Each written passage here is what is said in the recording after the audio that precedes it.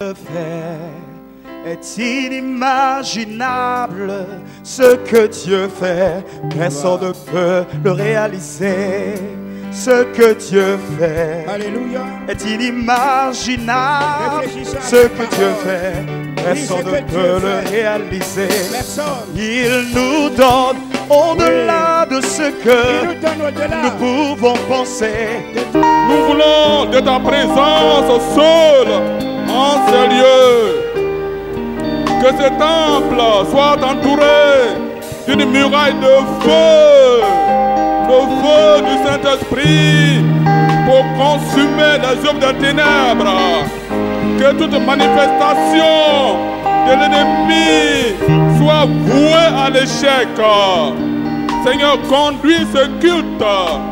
Oui, que l'Esprit de Dieu, oui, soit à l'œuvre dans nos vies et dans nos cœurs pour nous fortifier. Seigneur, béni sois-tu pour tous ceux qui viendront malades et qui seront guéris. Merci pour tous ceux qui viendront fatigués et qui seront renouvelés. Merci pour tous ceux qui viendront affligés et qui seront consolés. Merci Seigneur. Dirige ce culte. Nous voulons te laisser toute la place, Seigneur Dieu. Conduis-nous, afin que seul ton nom soit glorifié au nom de Jésus. Et tout le peuple dit Amen.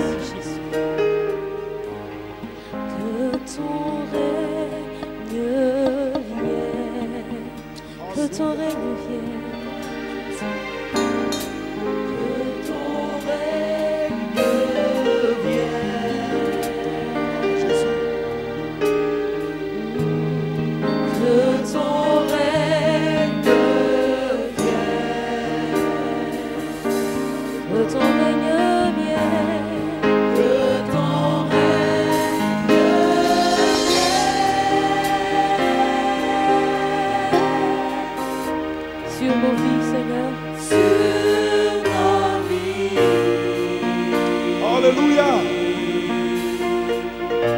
Ce temple sur nos vies,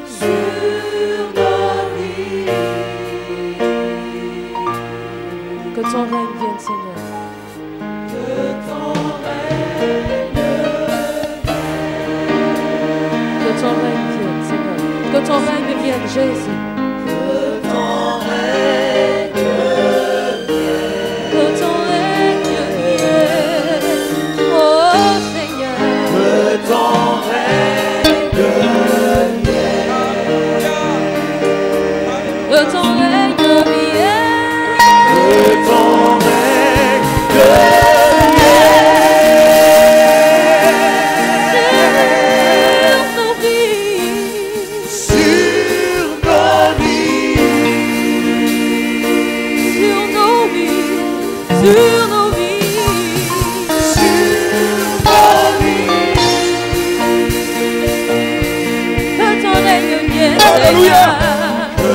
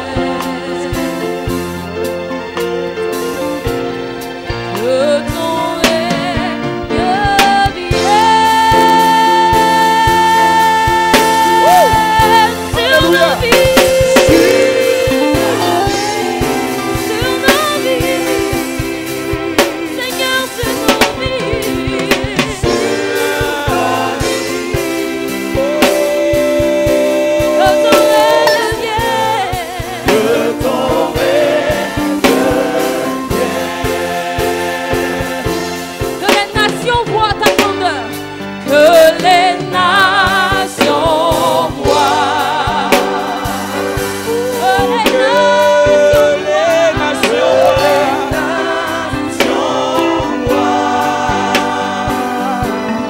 les nations voient. Oui, Seigneur.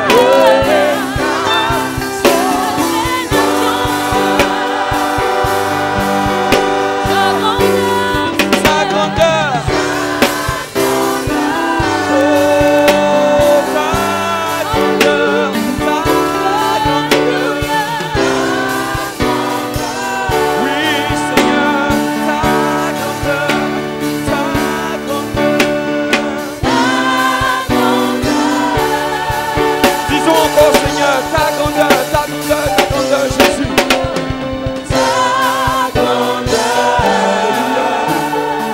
Que ton règne vienne, oh Dieu. Que ton règne vienne. Mais la Bible nous dit, les circonstances dans lesquelles il se trouvait n'a pas empêché ses bien-aimés de chanter les louanges de Dieu. Alléluia. Les circonstances de la vie, la prison, ne les ont pas empêchés de prier et de chanter à Dieu. Alléluia. Bien-aimés, je sais que nous sommes ce matin dans la présence de Dieu. Je ne sais pas dans quelle prison nous pouvons être. Mais que cela ne nous empêche pas d'adorer et de louer notre Dieu. Alléluia. Il est dit que pendant qu'il louait, il chantait, il priait Dieu. Tout à coup, alléluia. Tout à coup, il y a eu un tremblement. Les fondements de la prison ont été secoués. Les liens, les chaînes ont été brisées. Et les portes. Oh Dieu, qu'est-ce qui s'est passé? Les portes des prisons. Les portes des prisons. Oh Dieu, tu as ouvert les portes. Bien-aimé, que ta louange puisse te sortir de la prison là où tu es. Oh Dieu, Seigneur, que la louange de ton peuple apporte la délivrance et que Dieu, tu interviennes. C'est ce que Paul et Silas ont fait. Ils n'ont pas regardé à la situation, ils n'ont pas regardé à les circonstances, ils n'ont pas regardé aux chaînes, ils n'ont pas regardé à la prison. Mais ce qu'ils ont fait, ils se sont levés, ils ont adoré, ils ont magnifié, ils ont glorifié, ils ont élevé, ils ont exalté, ils ont magnifié le roi des rois. Oh! Oh! Et les chaînes ont été brisées. Et les portes des prisons se sont ouvertes. Oh, Dieu est capable. Ce matin, ta louange peut apporter la délivrance. Ta louange peut apporter, oh, peut briser les chaînes. Oui, peut briser les chaînes. Ta louange, ton adoration, ta prière peut briser les chaînes, ouvrir les portes, briser. Il y a une chose, aucune pierre n'est tombée sur eux. La prison ne s'est pas écroulée sur eux, mais la prison a été secouée. A été secouée par la louange, l'adoration et la prière de Paul et Silas. Alléluia.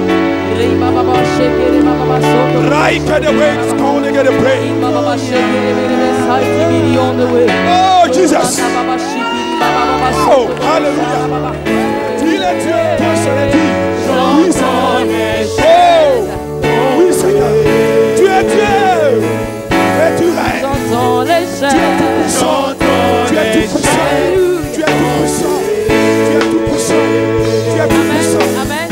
Amen. Tu es le Dieu vivant. Nous disons que nous entendons les chaînes tomber. Alléluia. Est-ce que tu entends tes chaînes Oh tomber? Dieu. Est-ce que tu crois que le nom de Jésus peut faire tomber les chaînes? Oui. Nous voulons susciter en chacun de nous la foi des vainqueurs, la foi des vainqueurs, la foi des vainqueurs, la foi des vainqueurs, la foi des conquérants. On va le dire encore. Oh, j'entends les chaînes tomber. Alléluia. Alléluia. J'entends les chaînes. Alléluia. Oh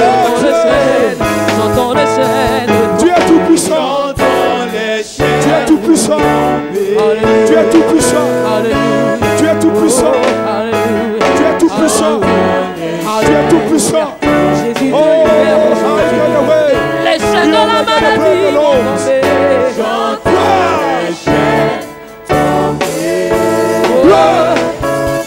J'entends les chaînes tomber. Tomber. Tomber. J'entends les chaînes. J'entends les chaînes. J'entends les chaînes. J'entends les chaînes. J'entends les chaînes. J'entends les chaînes. J'entends les chaînes tomber. Alléluia. Alléluia. J'entends les chaînes. J'entends les chaînes tomber. J'entends les chaînes tomber. J'entends les chaînes tomber. Ah, ma chakanoé. J'entends les chaînes tomber. Oh, j'entends les chaînes tomber. J'entends les chaînes. Alléluia. Alléluia. Il a plié bagage au nom de Jésus. Il lâche ta vie au nom de Jésus. Au nom de Jésus. J'entends les chaînes. J'entends les chaînes. J'entends les chaînes. J'entends les chaînes. J'entends les chaînes. Je le crois. J'entends. J'entends les chaînes. J'entends les chaînes. J'entends les chaînes. J'entends les chaînes. J'entends les chaînes. J'entends les chaînes. J'entends les chaînes. J'entends les chaînes. J'entends les chaînes. Alléluia. J'entends les chaînes.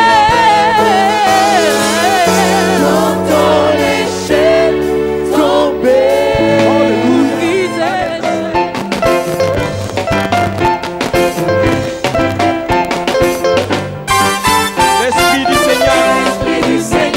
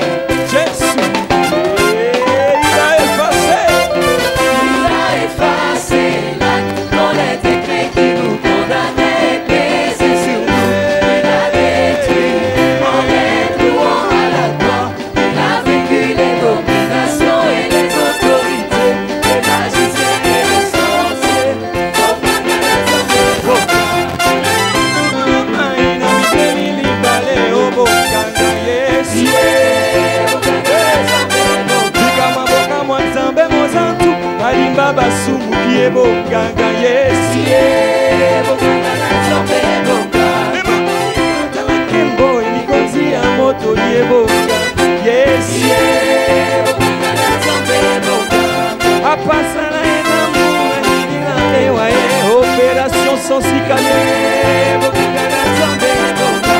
Naloye moya pamba, Jericho et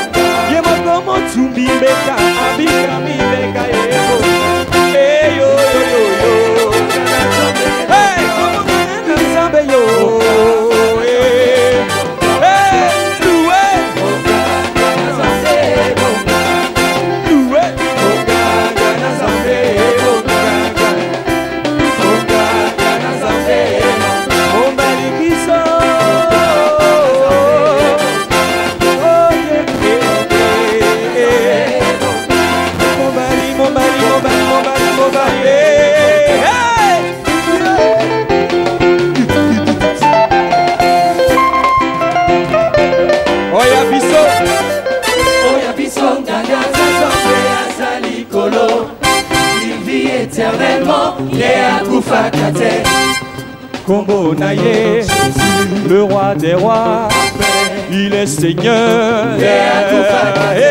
Amen. Banganga ya mokili, Banganga ya mokili, bazazonzo ki bazazambete. Erika ya kanga, suka suka eza 16-0. Balaka mabala, banana bongo balalaka te. Balaka mituka, bongo boko se ba piéton. Balaka babongo, baboboko se ba bola. hey, kasi pona Jésus, tokotika te, po ya lobi, ekokisama toujours. Amen.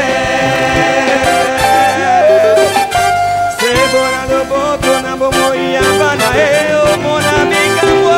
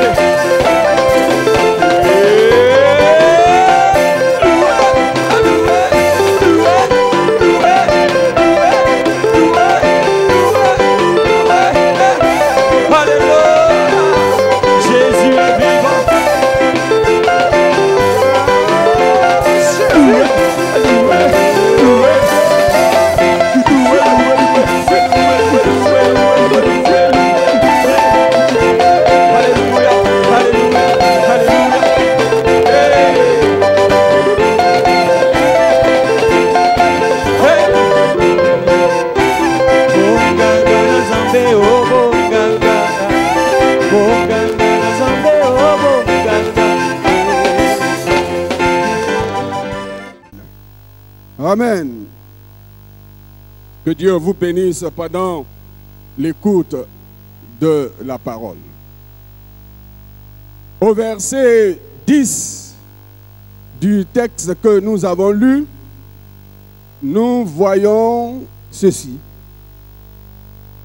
À un autre, le don d'opérer des miracles. À un autre, la prophétie. À un autre, le discernement des esprits. Le discernement des esprits. Voilà ce qui retient ce matin notre attention. Le discernement des esprits. Et ce don est en même temps le thème de mon intervention ce matin. En effet, le peuple de Dieu doit être enseigné sur les vérités spirituelles. Donc, le thème, c'est le discernement des esprits. Nous parlerons du discernement des esprits. Le discernement des esprits est un don du fonctionnement du royaume de Dieu ou de l'Église. Le royaume de Dieu fonctionne, l'Église fonctionne selon les normes, selon les principes de Dieu. Donc le discernement de l'esprit est un don du fonctionnement du royaume de Dieu ou de l'Église.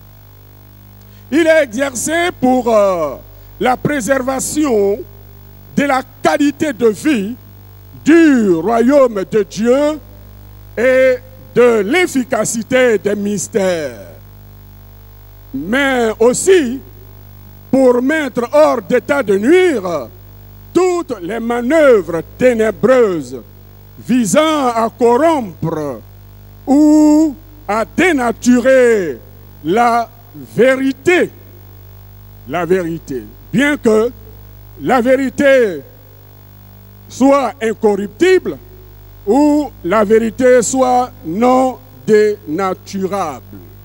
Donc, il y a des forces, il y a des esprits, il y a des manœuvres de l'ennemi qui cherchent à corrompre la vérité et à dénaturer la vérité. Mais nous savons qu'en réalité, la vérité ne peut pas être corrompue, sinon elle n'est pas la vérité.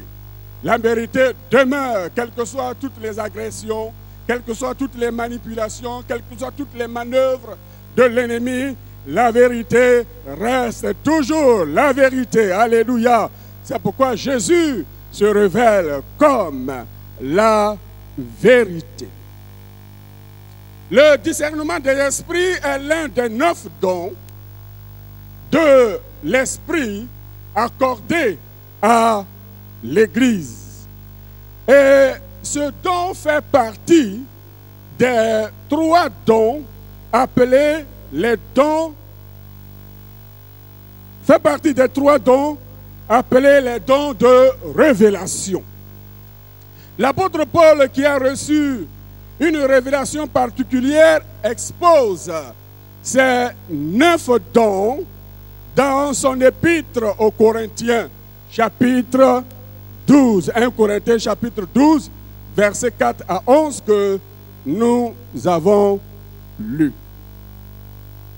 Nous avons dans ce passage 9 dons regroupés en 3 groupes. Regroupés en 3 groupes de 3 dons par groupe. Donc, dans cette épître, l'apôtre Paul expose 9 dons accordés à l'Église, accordés aux enfants de Dieu, accordés aux serviteurs, aux servantes de Dieu. Et ces 9 dons sont regroupés par 3 groupes. Et dans chaque groupe, il y a 3 dons. Chaque groupe a un fonctionnement spécial, un fonctionnement particulier. Mais, chers frères, chères sœurs, peut-on nous parler du discernement des esprits sans faire un survol des autres dons et de l'Église? Ce sera difficile. Nous ferons donc un survol des autres dons. Nous parlerons de l'Église de façon succincte et nous parlerons essentiellement du don de révélation. Pour le survol, nous prenons le don ou non les dons de l'esprit. Nous avons dit que les dons de l'esprit sont 9 dons regroupés en 3 groupes de 3. Donc, les dons de l'esprit. Au titre des dons de l'esprit, nous avons les dons d'inspiration. Les dons d'inspiration qui sont aussi appelés les dons vocaux. Les dons d'inspiration. Et les dons d'inspiration sont la prophétie, qui est l'expression surnaturelle dans une langue connue par celui qui prophétise. Donc quand quelqu'un prophétise, il exerce un don qui est le don de prophétie, mais ce don est exercé dans une langue qui est connue par celui qui exerce le don, donc celui qui prophétise. Il y a ensuite le don des langues, les dons des langues, expression surnaturelle dans une langue inconnue par celui qui parle la langue. Donc le deuxième don, après la prophétie, c'est le don des langues. Le don des langues, c'est que quelqu'un parle la langue, mais lui-même, il ne comprend pas la langue qu'il parle, il ne connaît pas la langue qu'il parle. C'est un miracle de la part de Dieu. Mais il arrive que cette langue soit comprise par d'autres personnes, n'est-ce pas? Cette langue soit comprise par d'autres personnes. C'est pourquoi l'apôtre dit quelque part que ce don-là, convainc les incroyants de leur péché ou de leur incrédulité. Je donne un exemple rapidement. par rapport au don des langues, il y avait eu dans une église, et dans cette église, il y a un rabbin qui a été invité pour prendre part au culte. Ce rabbin, eh bien, écoutait, il suivait tout. Et à un moment donné, il y a eu un don à langue. Quelqu'un a parlé à langue. Et celui qui a parlé à langue ne savait pas ce qu'il disait, ne comprenait pas ce qu'il disait. Et ce don n'a pas été interprété pendant le culte. Mais ce don a été donné par une dame modeste, une dame qui n'avait pas une grande instruction, mais qui aimait le Seigneur et qui aimait le Seigneur de tout son cœur. Et elle a parlé à langue, tout le monde est resté tranquille.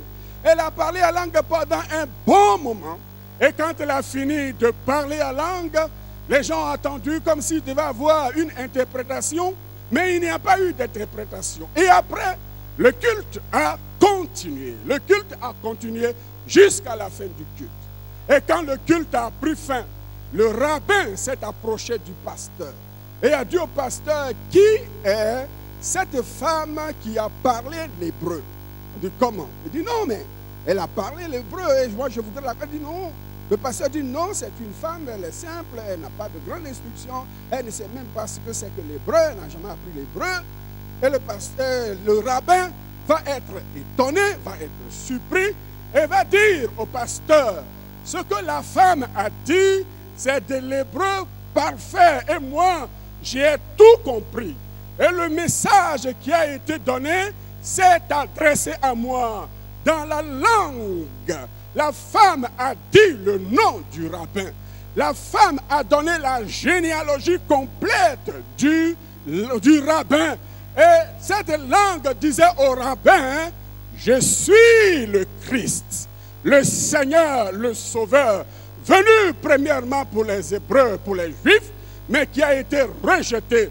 Je t'aime, donne-moi ton cœur et tu seras sauvé. Alléluia. Dieu est le même et Dieu est le Seigneur de l'Église. Et l'Esprit contrôle, l'Esprit administre, l'Esprit gère les choses de l'Église. Donc, le parler en langue aussi, c'est une langue que celui qui exprime ou qui exerce ce don ne sait pas ce qu'il dit, mais ce sont des choses merveilleuses qui sont dites de la part du Seigneur. Dons d'interprétation des langues. Ces dons font toujours partie des dons de l'esprit. Interprétation surnaturelle de la signification des langues inconnues par celui qui parle en langue. Ensuite, il y a les dons de puissance. Deuxième groupe, dons de puissance. Et dans ces dons de puissance, il y a aussi 3 dons qui sont la foi, les dons de miracle, dons de guérison. La foi ici n'est pas la foi qui nous conduit au salut. Ce n'est pas la foi quand nous croyons en Jésus-Christ. Non, c'est un autre domaine de foi. Mais nous faisons un survol. Peut-être qu'un autre jour, Dieu nous donnera l'occasion de donner un enseignement sur les dons spirituels. Mais il y a les dons de puissance, la foi, dons de miracles, dons de guérison. Le troisième groupe de dons dans le domaine de dons d'inspiration, eh bien, c'est le don de révélation. Il y a la parole de sagesse. Il y a la parole de connaissance. Et il y a le discernement des esprits. Le don dont nous parlons aujourd'hui, qui est le discernement des esprits, fait partie des dons de révélation. Fait partie des dons de révélation. C'est la vision ou la connaissance surnaturelle dans le domaine des esprits. Donc, voilà les 9 dons qu'on appelle les dons de l'esprit. Mais nous parlerons aussi d'une autre catégorie de dons qui ne sont pas les dons de l'esprit. Ces dons-là sont appelés les dons de Christ. Les dons de Christ, selon Éphésiens chapitre 4, verset 11, ce sont les apôtres, les prophètes, les évangélistes, les pasteurs et les docteurs. Comprenons ici que le mot docteur veut dire enseignant. Ce n'est pas les diplômes qu'on obtient après de travaux durs, mais c'est le don d'enseignant. Donc l'enseignant, dans le concept biblique, est appelé docteur. Donc dans ce don de Christ, il y a apôtre, il y a prophète, il y a évangéliste, il y a pasteur et il y a docteur. Les dons de Christ, contrairement aux dons de l'Esprit, sont des offices. Sont des offices. Ce sont des vocations que Dieu adresse aux hommes pour remplir un certain ministère, c'est un ministère spécial. Mais ce ministère est exercé par et avec les dons de l'Esprit. Donc, le pasteur, l'évangéliste, l'apôtre, le prophète peut avoir les dons de l'Esprit pour l'exercice du ministère. Il y a une autre chose qu'il faut souligner, mais qui ne sont pas en réalité vus comme les dons. C'est ce qu'on appelle le fruit de l'Esprit. Le fruit de l'Esprit, c'est l'apôtre Paul qui nous donne aussi cette révélation. Et il parle du fruit de l'Esprit. Dans le fruit de l'Esprit, il le dit dans l'Épître aux Galates, le fruit c'est l'amour, la joie, la paix, la patience, la bonté, la bénignité, la fidélité, la douceur, la tempérance. Ce sont là les fruits de l'Esprit. Et ce sont là les fruits de l'Esprit.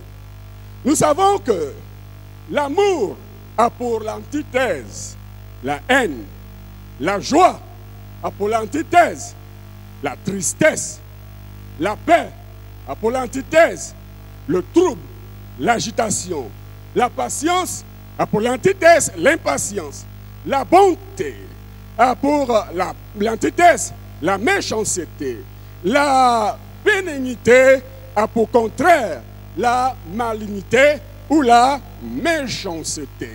La fidélité, bien entendu, a pour contraire l'infidélité. Et nous continuons ainsi de suite. Le fruit de l'Esprit est important, bien qu'il ne soit pas nommé et ou cité comme don, mais le fruit de l'Esprit est important. Le fruit de l'Esprit est important. Nous avons parlé des dons de l'Esprit, nous avons parlé des dons de Christ, et nous avons parlé de fruits de l'Esprit, bien que cela ne soit pas un don, comme le don de Christ ou le don de l'Esprit. Mais le fruit de l'Esprit est important parce que nous avons ici parlé de l'Église qui a été fondée par le Seigneur. Et nous avons juste dit brièvement ce que le Seigneur a fait pour établir l'Église et pour que l'Église soit dans le monde. Nous devons comprendre donc notre caractère spécial, notre caractère particulier.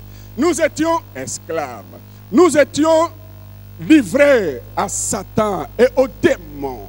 Et vous savez que, étant pécheurs, étant perdus, étant âme déchue, étant homme déchu, dans le gouvernement de l'ennemi, eh bien, nous avons été vendus à l'ennemi, au monde.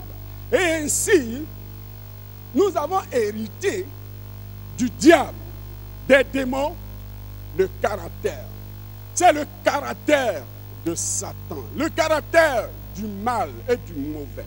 Donc notre caractère, notre nature est déchue, mais notre caractère a aussi été déformé. C'est pourquoi la parole de Dieu nous met en garde contre certains caractères ou contre certaines façons de nous exprimer et d'être. Ne critiquez pas, n'ayez pas la honte. Aimez-vous, Dites-vous la vérité les uns les autres. Marchez par l'Esprit. Le Seigneur est en train de nous dire par sa parole que nous avons hérité des choses du monde et du diable. Et maintenant que nous sommes venus à Christ, nous devenons les enfants de Dieu parce que nous sommes nés de Dieu. Que le nom du Seigneur soit béni. Alléluia. Mais étant nés de Dieu, Dieu veut maintenant imprimer en nous, sinon Dieu veut nous donner son caractère. Il veut nous donner son caractère. Donc, les dons de l'Esprit, en réalité, ce sont des dons qui nous sont donnés pour restaurer notre caractère, sinon pour avoir le caractère de Dieu. Et c'est pourquoi il parle de bonté. C'est pourquoi il parle de fidélité. Ce sont des caractères de Dieu. C'est la façon d'être de Dieu. C'est la nature de Dieu. Et l'Esprit nous donne cela parce que nous avons changé de royaume. Nous avons changé de camp. Autrement, autrefois nous étions ténèbres. Maintenant nous sommes devenus lumière. Amen. Nous sommes devenus lumière. Et l'Esprit de Dieu vient à notre aide pour nous tailler spirituellement, pour nous façonner, pour nous donner l'héritage spirituel qui est le caractère de Dieu. Nous devons donc, dans notre conversion, nous attacher à ces choses pour que le caractère de Dieu soit établi et formé en nous progressivement. Comment pouvons-nous avoir ce caractère de Dieu? Souvent, ce sont des choses qui sont là, mais qui ne se manifestent pas d'un coup et qui prennent quelquefois le temps. Donc, nous avons la prière qui est importante. Nous avons la lecture et la méditation de la parole de Dieu. Nous avons l'écoute assidue de la parole de Dieu. Nous avons la mise en pratique de la parole de Dieu.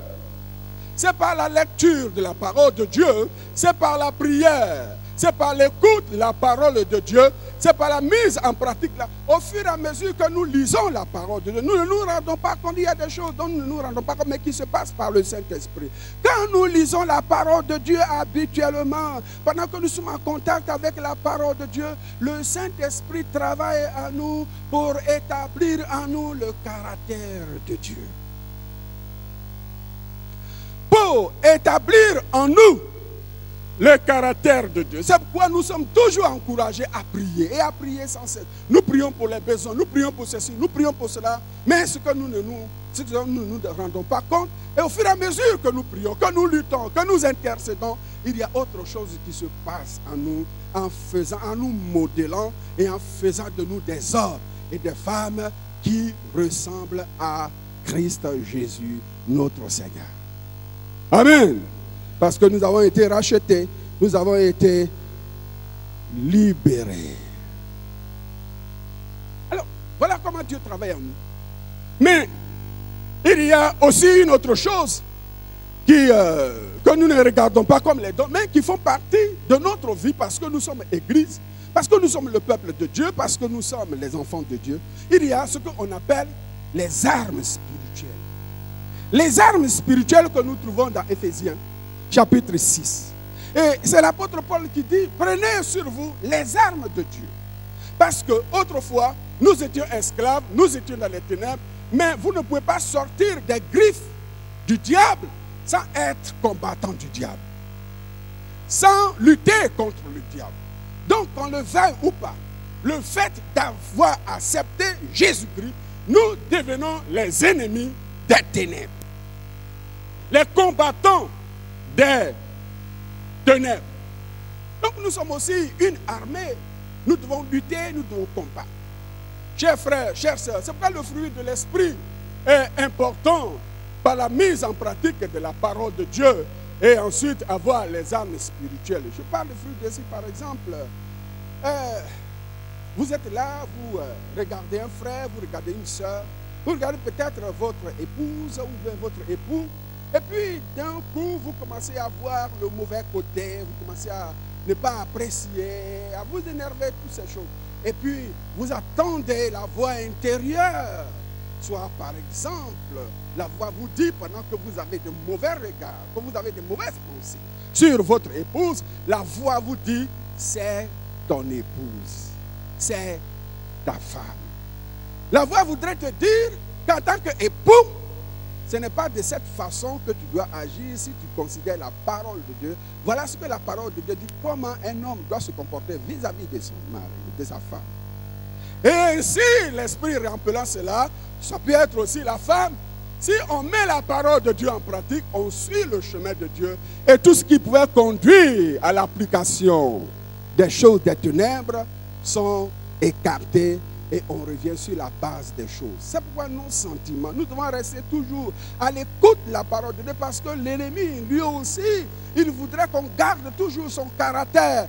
Mais béni soit Dieu par Jésus-Christ. Mais béni soit Dieu par Jésus-Christ qui est venu établir son royaume et faire de nous des hommes et des femmes à la gloire de son nom. Donc je parle des armes spirituelles et dans l'épître aux Éphésiens, il est parlé de la vérité pour ceinture, il est parlé de la cuirasse de la justice, il est parlé de chaussures du zèle de l'évangile de paix. Et cette chaussure doit être toujours portée. Il y a le bouclier de la foi pour éteindre les traits enflammés du malin, le bouclier de la foi. On a la cuirasse et on a le bouclier, ce sont des armes de protection. On a le bouclier, chaque fois que l'ennemi veut nous attaquer, c'est le bouclier qui empêche d'être atteint par les traits enflammés. Vous voyez ici, il a dit les traits enflammés de l'ennemi. Ça veut dire quoi? Ça veut dire que quand l'arme de l'ennemi vous atteint et que vous n'avez pas le bouclier, cette arme vous détruit complètement. Ce n'est pas pour s'amuser. Ce n'est pas pour s'amuser. Et ce n'est pas notre intellectualisme, ce n'est pas notre rang social, ce n'est pas l'argent, la position que nous pouvons faire qui peut arrêter les traits enflammés de l'ennemi. Mais ce qui peut arrêter les traits enflammés de l'ennemi, c'est le bouclier de la foi. Amen. Il faut porter le casque du salut. Il faut avoir l'épée de l'esprit. Certains s'arrêtent à ces 6 armes. Mais après, il y a une autre arme qui est la prière, que moi je considère comme une arme. C'est une arme offensive et c'est une arme défensive à la fois. La prière est donc importante pour la vie de l'enfant de Dieu. Donc il y a les dons de l'esprit, il y a les dons de Christ, il y a d'autres choses pour parler de l'âme spirituelle ou bien, comment on appelle, le changement de caractère, le fruit de l'esprit. Mais dans quel contexte, dans quel domaine, toutes ces choses sont importantes pour l'Église, pour vous, pour moi, pour chacun de nous. Donc il y a le contexte ou le domaine d'opération des dons et de ministère. Nous ne pouvons pas comprendre le fonctionnement de ces choses dont nous sommes en train de parler si nous ne comprenons pas essentiellement ce qu'est l'Église, ce que vous êtes, ce que nous sommes. Et quand je parle de l'Église, je ne parle pas particulièrement des dénominations. Église Assemblée de Dieu de Cocody, Église Assemblée de Dieu en général. Mais je parle de l'ensemble du corps de Christ, établi et suscité dans le monde par Jésus, qui a bâti son Église. Donc, il est bon de comprendre essentiellement l'Église. Qu'est-ce que l'Église? La définition de l'Église, donc, le mot Église est traduit du grec ecclésia. Ecclésia. E-K, 2K. E-K-K, L-E, accent grave, S-I-A. Ecclésia. C'est la traduction du mot ecclésia. Et le mot ecclésia veut dire assemblée. Mais ce n'est pas n'importe quelle assemblée, chers amis. Ce n'est pas n'importe quelle assemblée. Dans nos pays, nous avons des assemblées dites assemblées nationales. L'Assemblée nationale est composée des élus du peuple. Dans le contexte nouveau testamentaire ou de la dispensation de l'Église ou ecclésia, l'Église est composée d'hommes et de femmes qui sont appelés hors d'eux. Donc l'assemblée ecclésiale, qui est l'assemblée, est composée d'hommes et de femmes qui sont appelés hors d'eux. En d'autres mots, l'Église est un peuple. L'Église est une communauté, une congrégation. L'Église, c'est l'ensemble des sauvés, des élus, appelés hors d'eux. La dernière fois, quand j'étais en Belin, j'ai dit ce que le Seigneur a fait en établissant son Église. Il a vaincu Satan et il nous retire du royaume de Satan pour établir son royaume dans le monde. Donc, nous sommes appelés hors d'eux. Et c'est ce que je disais. Quand nous étions avec Satan, on avait le caractère de Satan. On avait les attitudes de Satan. Dieu nous donne donc le fruit de l'esprit pour que nous puissions être comme les enfants de Dieu. Et si dans ta vie, cher frère, chère sœur, si tu n'as pas le caractère de Christ, et si le caractère de Christ ne se manifeste pas, il faut chercher la face de Dieu, parce que Dieu ne veut pas qu'on soit dans son royaume avec le caractère de Satan, mais il veut qu'on soit dans son royaume avec lui, son caractère. Amen. Je bâtirai mon église, a dit le Seigneur. C'est donc Jésus-Christ lui-même qui bâtit son église, son assemblée ou ecclésia. En d'autres mots, c'est Jésus-Christ qui appelle hors d'eux. C'est lui qui sauve hors d'eux. C'est lui qui délivre hors d'eux pour constituer ou fonder son assemblée. Voilà brièvement ce que nous sommes en tant qu'enfants de Dieu. Mais je disais que quand nous étions dans le monde, on avait sur nous, on était vendus au péché et on avait les caractéristiques du malin, du diable. Mais maintenant que nous sommes en Christ, nous sommes enrichis par le caractère de Dieu. Jésus vient donc et il établit son église, n'est-ce pas? Il vient et il établit son église. Mais quand l'homme a chuté, l'homme est devenu esclave de Satan, du diable. Mais le monde qui était sous le gouvernement de l'homme a été vendu à Satan lui aussi. Il s'en est approprié à cause du péché, à cause de la chute de l'homme. Donc Jésus, en venant et en établissant ou en fondant son église, il rachète l'homme, il libère l'homme, il délivre l'homme et avec l'homme, il établit sur terre le royaume de Dieu. Alors l'homme est restauré. Amen. L'homme est restauré par le Christ vivant et l'homme retrouve sa dignité. Est-ce qu'on peut dire dignité ensemble? Dignité. Nous retrouvons notre dignité. Que le nom du Seigneur soit béni. On n'avait pas cette liberté. Et bien de choses, on en parlera brièvement. Mais vous comprenez que Jésus, en venant, il restaure l'homme. Jésus t'a restauré. Jésus t'a libéré. Jésus t'a donné son esprit. Jésus t'a donné sa vie. L'ennemi n'a plus de pouvoir sur toi. Il t'a permis de retrouver ta dignité.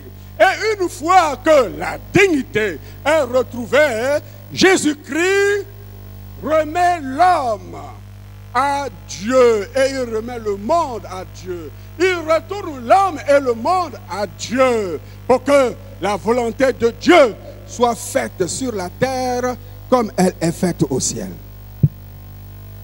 L'assemblée, ceux qui sont appelés hors d'eux, ceux qui constituent le peuple de Dieu. Qu'est-ce que l'assemblée comprend comme idée?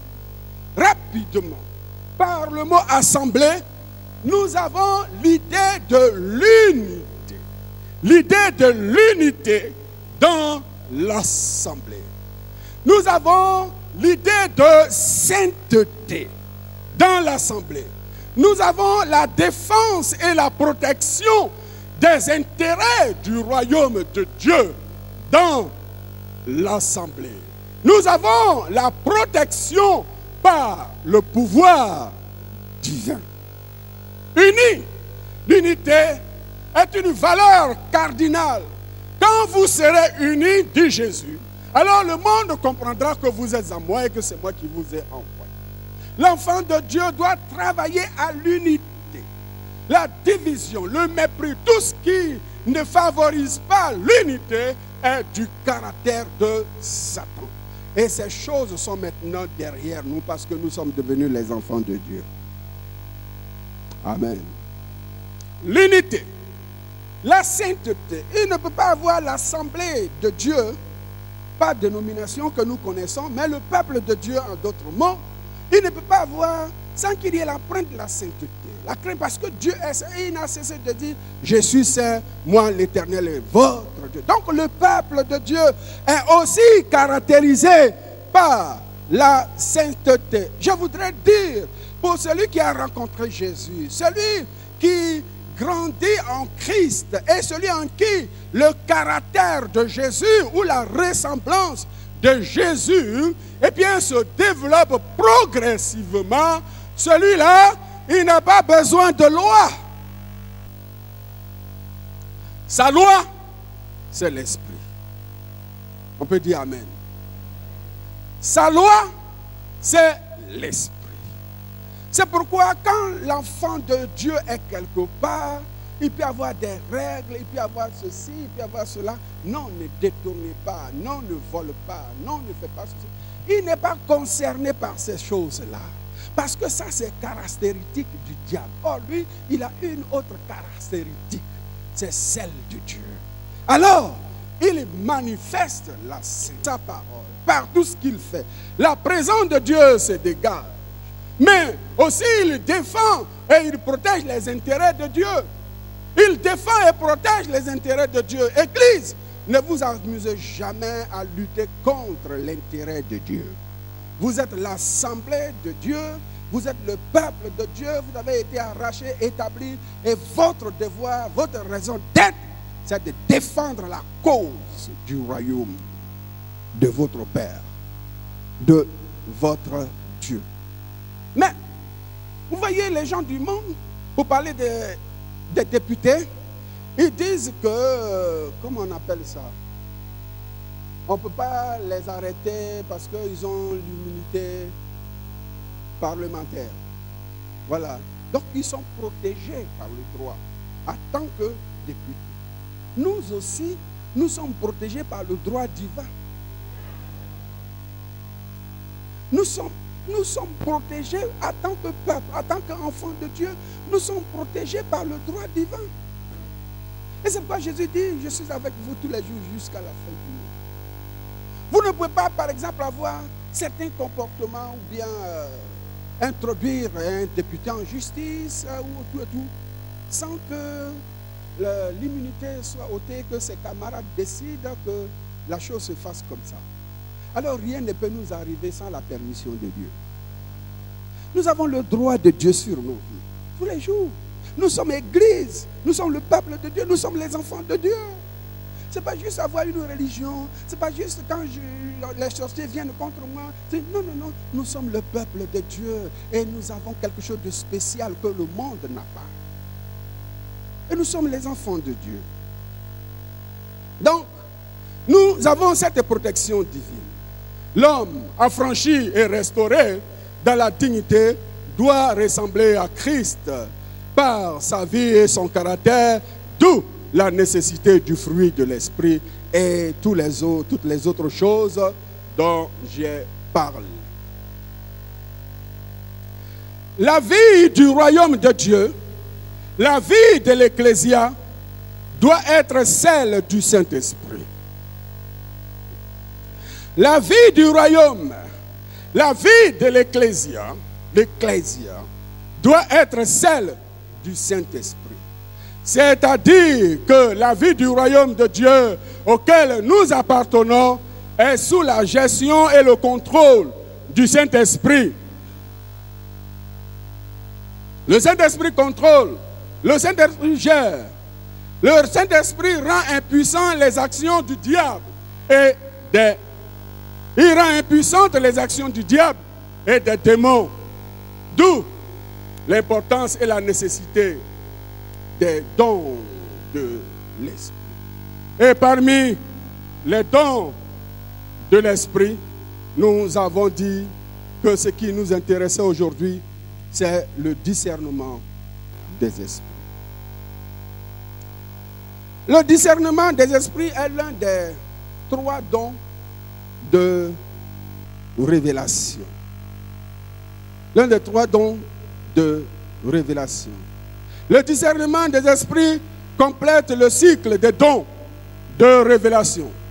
Tout ce qui concerne les domaines de connaissance, par exemple les faits, les événements, les buts, les motifs, l'origine, la destinée, la connaissance humaine, la connaissance diabolique, la connaissance naturelle ou surnaturelle, le passé, le présent ou le futur rentrent dans le faisceau de l'un ou l'autre de ces dons. Vous voyez toutes ces choses de la vie.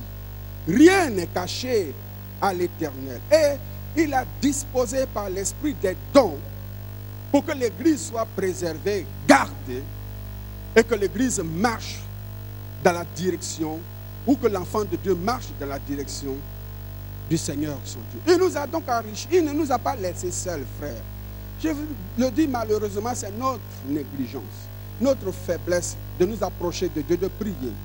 C'est cela qui fait que nous manquons de toutes ces choses qui sont la force qui nous sont données, la force qui nous est donnée, par le Seigneur, pour que l'Église soit ce qu'elle doit être aux yeux de Dieu. Ne pensez donc pas un seul instant que l'Église est un peuple où tout se passe, où tout ce qui se fait est ignoré. Non, rien dans l'Église universelle comme locale, rien n'est ignoré. Le Saint-Esprit gouverne l'Église. Il sait tout, même les pensées les plus secrètes de notre cœur.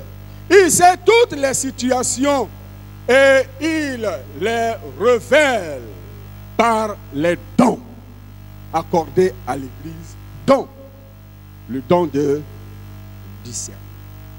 Et les dons de connaissance, paroles de sagesse sont des choses profondes, mais comme je l'ai dit, ce n'est pas les dons en général dont nous parlons aujourd'hui, mais le don de discernement. Son nom l'indique, sa spécificité, c'est que ce don discerne les esprits. L'autre mot de discernement, c'est le dévoilement. C'est que ce don entre dans le domaine des esprits et dévoile. L'ennemi agit, il est couvert d'un certain manteau parce que la Bible dit que le diable se déguise en âge de lumière. Donc il agit, il se manifeste, il fait des choses, mais on ne l'aperçoit pas. On ne sait pas que c'est lui qui fait cela dans la vie de celui-ci, dans la vie de celui-là. Alors, le discernement de l'esprit vient. Et puisque c'est l'esprit, c'est le don qui entre dans le monde des esprits, ce don-là va dans le monde des esprits et enlève le voile que l'ennemi a sur lui. Alors une fois que le voile est enlevé, on dit, ah, c'est toi qui étais ici. C'est toi qui étais là. C'est toi qui faisais ça. Et la chose dont l'homme a peur et les esprits ont peur aussi, c'est le dévoilement. Parce que quand quelqu'un est dévoilé, il est affaibli dans son autorité. Il est affaibli dans son rôle. Il est affaibli. Quand quelqu'un fait et on ne sait pas ce qu'il fait, tout et encore il a là. Mais une fois qu'il est dévoilé, on peut le lapider sans que quelqu'un réagisse. Parce que ses œuvres, ses manigances sont dévoilées. Donc c'est là la spécificité des dons de discernement. En Actes, chapitre 16, versets 16 à 18, il y avait une femme qui était animée d'un esprit de python et qui faisait gagner de l'argent à ceux qui l'utilisaient. Les gens pensaient qu'elle avait un don, qu'elle était spéciale. Et elle faisait des choses et des gens venaient la consulter.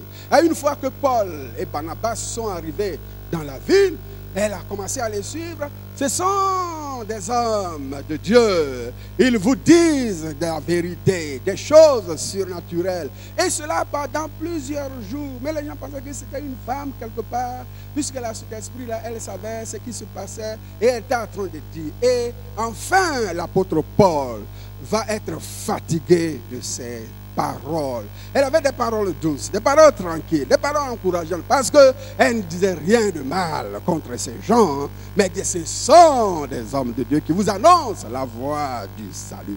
Mais le don de discernement va venir sur l'apôtre Paul, et l'apôtre Paul va aller au-delà de la parole. Il va aller au-delà du physique de cette femme, et il va trouver que c'est un esprit de Python qui est en train de parler, qui est en train d'agir. Alors l'apôtre Paul, revêtu du Saint-Esprit, prend l'autorité sur tes et chasse le mauvais esprit, l'esprit de Python.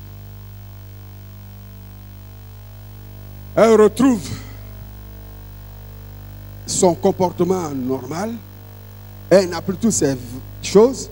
Et nous savons ce que cela a coûté à Paul et à ses amis.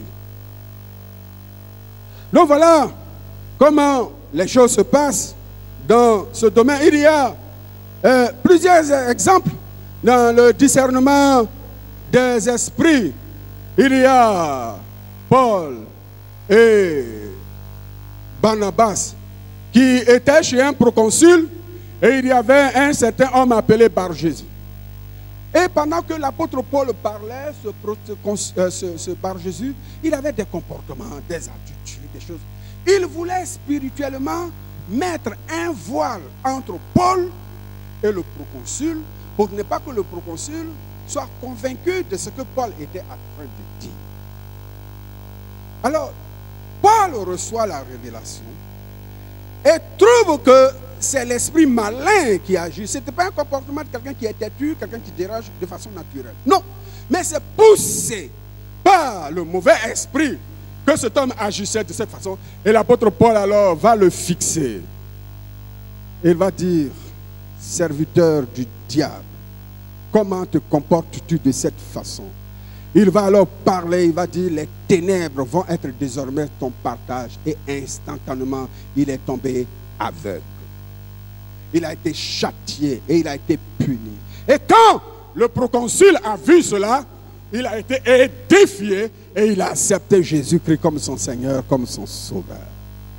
Les esprits impurs aujourd'hui minent beaucoup de vie, minent beaucoup de communautés, et le manque de discernement des esprits attribue quelquefois des choses comme ça à un caractère humain, ou à ceci, ou à cela.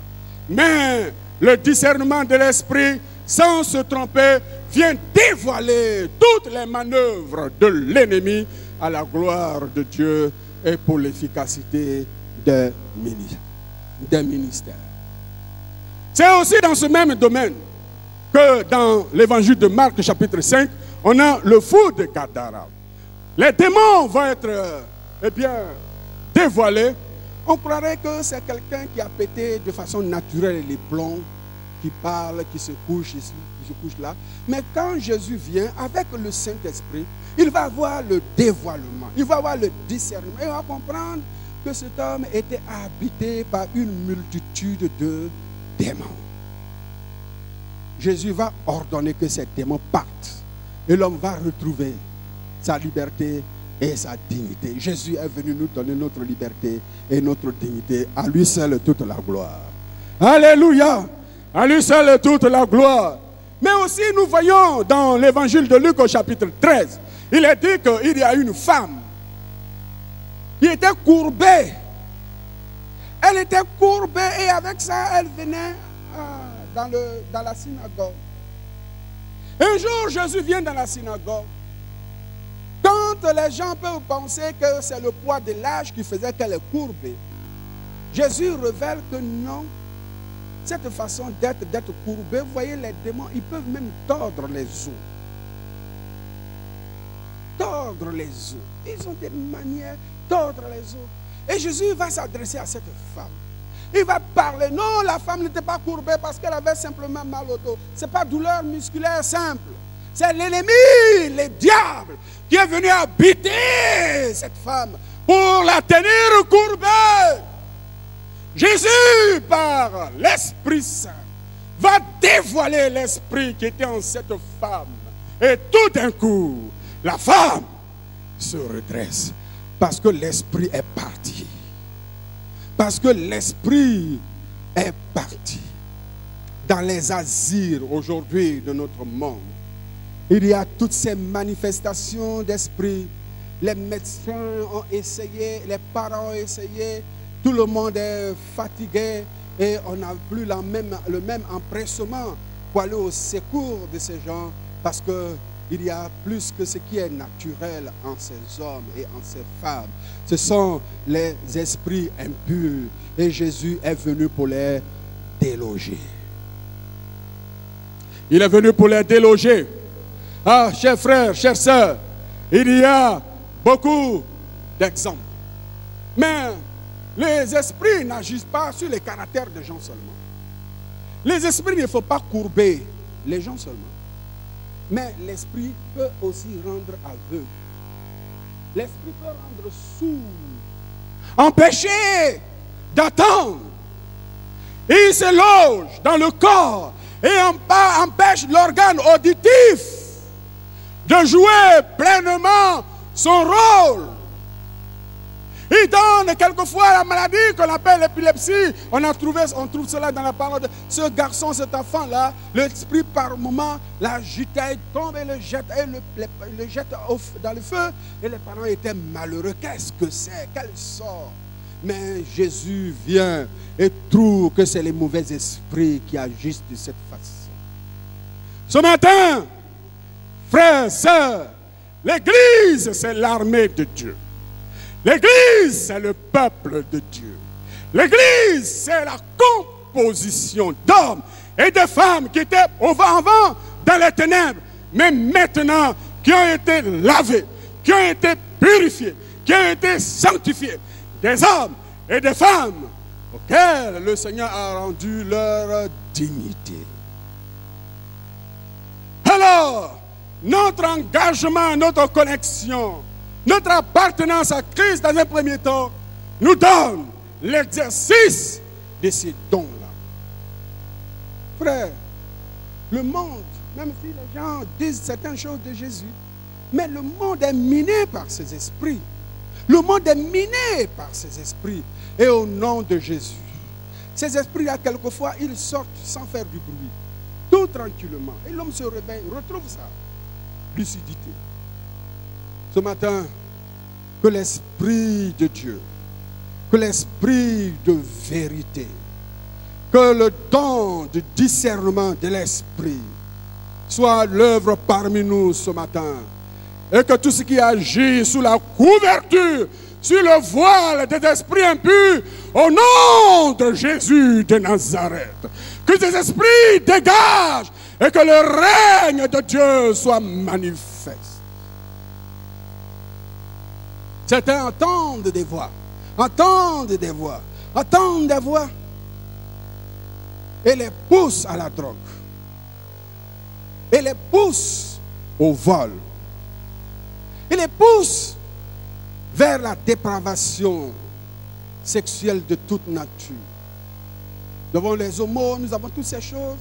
On pourra parler de liberté, de progrès, mais les esprits impurs sont en train de maintenir encore des hommes créés à l'image de Dieu dans l'esclavage ténébreux, dans l'esclavage des ténèbres.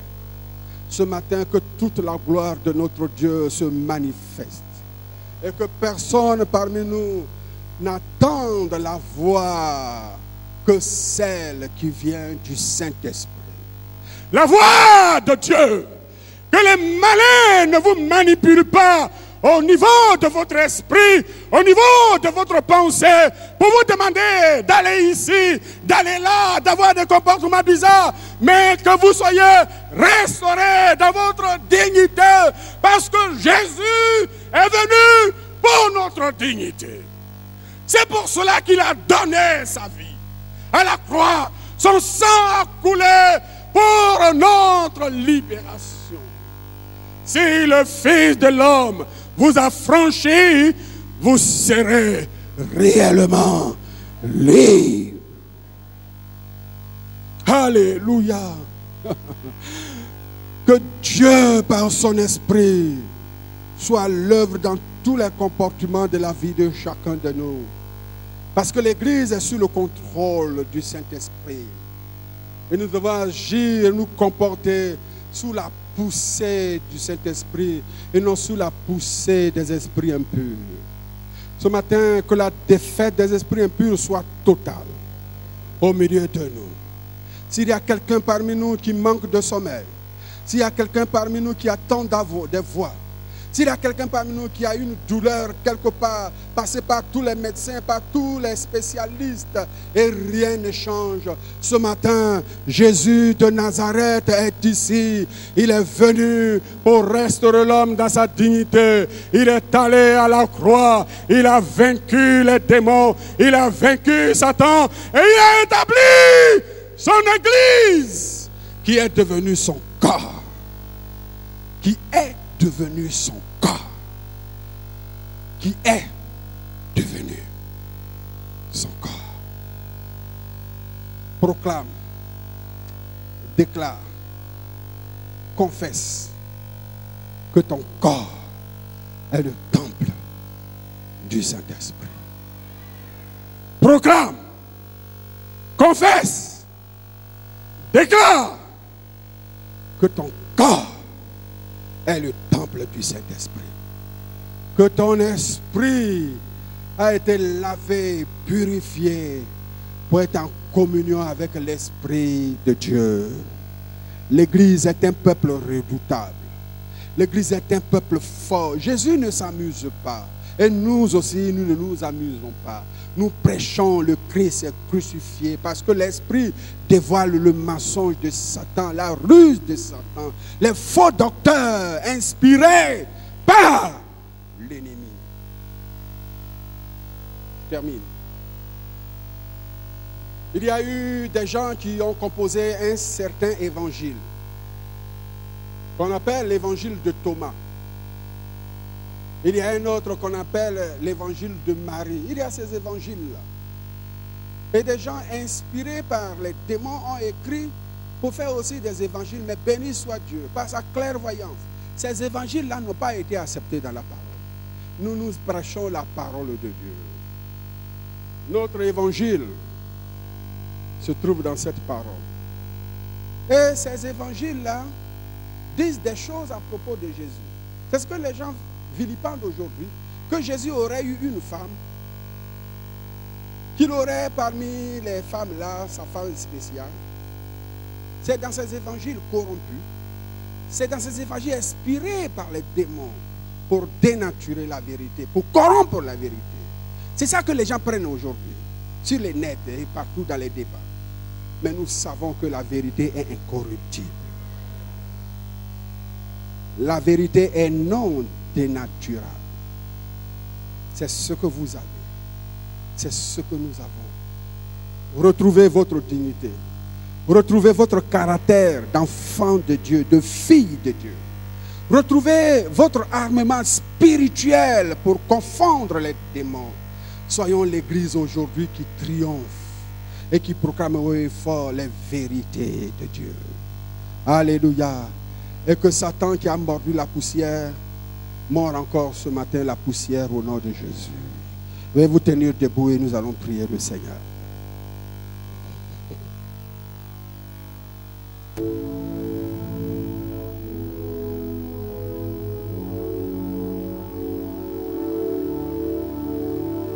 Dieu a établi l'Église. Dieu a qualifié l'Église. Dieu a donné un rôle à l'Église. Notre combat, c'est le combat de Dieu. Notre lutte, c'est la lutte de Dieu. Ayons en nous le caractère de Dieu. Ayons en nous les dons de l'Esprit. Soyons des dons de Christ à l'Église. Manifestons le fruit de l'Esprit. Que toutes les ruses de l'ennemi soient vaincues ce matin. Manifestation voilée de Satan, que cela soit vaincu.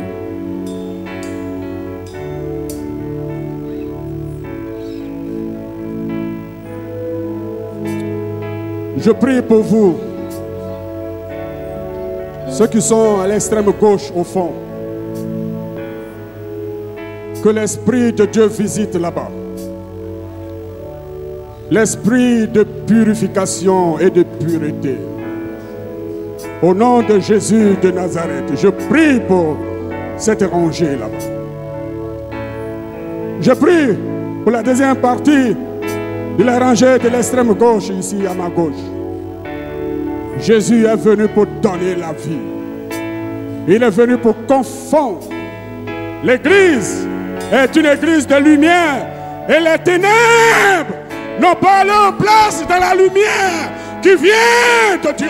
Ce matin, je prie pour vous et que tout ce qui est voilé et qui agit sous la couverture des ténèbres, au nom de Jésus, que le voile soit ôté et la liberté soit retrouvée. Le Seigneur confond les ennemis ce matin.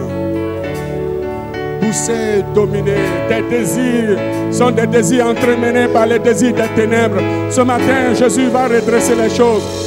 Au fond, à l'extrême droite, là-bas, je prie pour vous.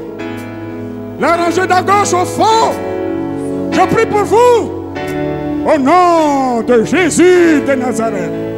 Tout ce qui vous pousse, tout ce qui rend votre désir incontrôlable, tout ce qui vous rend insoumis à Dieu et à son esprit, par le discernement, soyez délivrés ce matin.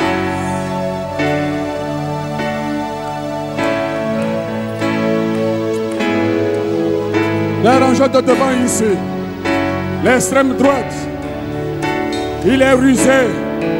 Aucune sagesse, aucune intelligence humaine ne peut le discerner, le dévoiler. Mais l'Esprit de Dieu ne se trompe pas. Je soumets à chacun le contrôle du Saint-Esprit.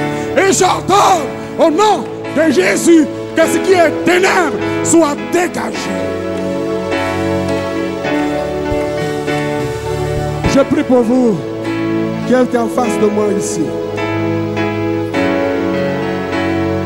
Je prie pour vous. La guerre est déclarée ce matin. La guerre est déclarée ce matin. La guerre est déclarée ce matin. L'Église, c'est l'assemblée des appelés hors des ténèbres. L'Église, ce n'est pas un lieu où il y a le trafic des esprits impurs. Ce n'est pas un lieu où c'est trafiqué les puissances occultes. Mais c'est la maison de la vérité.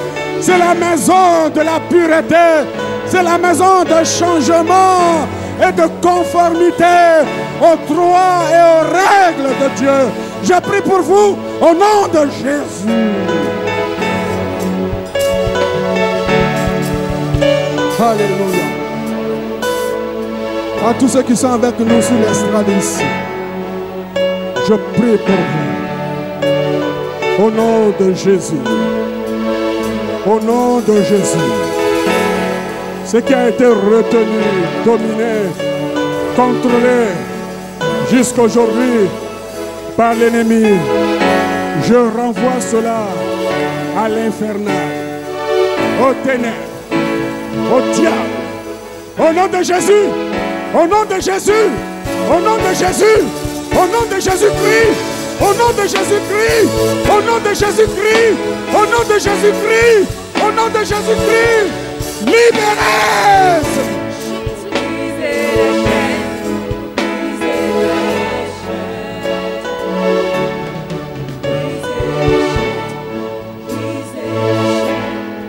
Agis, Seigneur. Agis, Seigneur. Nous savons que tu n'es pas un Dieu qui joue, qui s'amuse. L'œuvre de l'ennemi a trop duré. Voilà cet homme qui n'a pas la liberté, qui ne sait pas ce que c'est que la fidélité et la crainte de Dieu. Oh Dieu, ce matin, oh Dieu, ce matin, oh Dieu, ce matin, par ton esprit, par ton esprit, par le Saint-Esprit.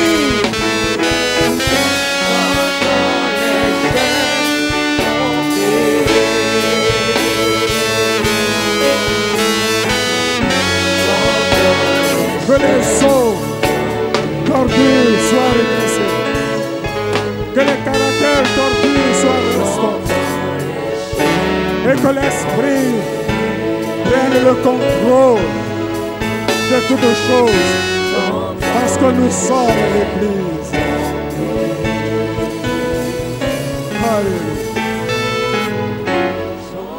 Recevez la délivrance. Recevez la visitation de Dieu maintenant. Sentez la présence de l'Esprit de Dieu maintenant. Sentez la présence, la force de Dieu en vous maintenant. Au nom de Jésus, le vent souffle. Le vent de l'Esprit souffle sur l'Église. Sentez cette présence. Vivez l'action de l'Esprit de Dieu. Et soyez libérés.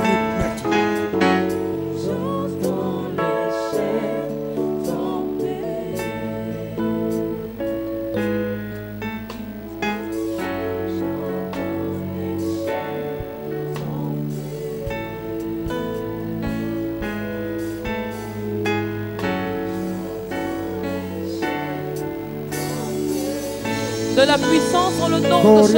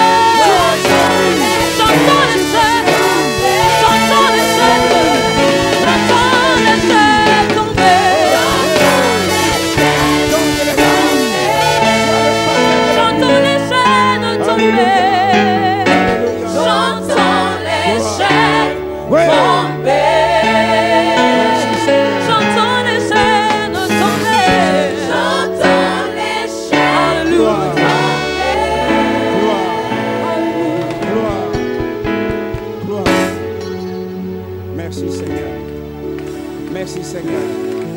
Alléluia. Est-ce qu'on peut acclamer notre Dieu? On peut l'acclamer fort. Parce qu'il veille sur son église. Parce qu'il envoie son esprit. Et ce matin,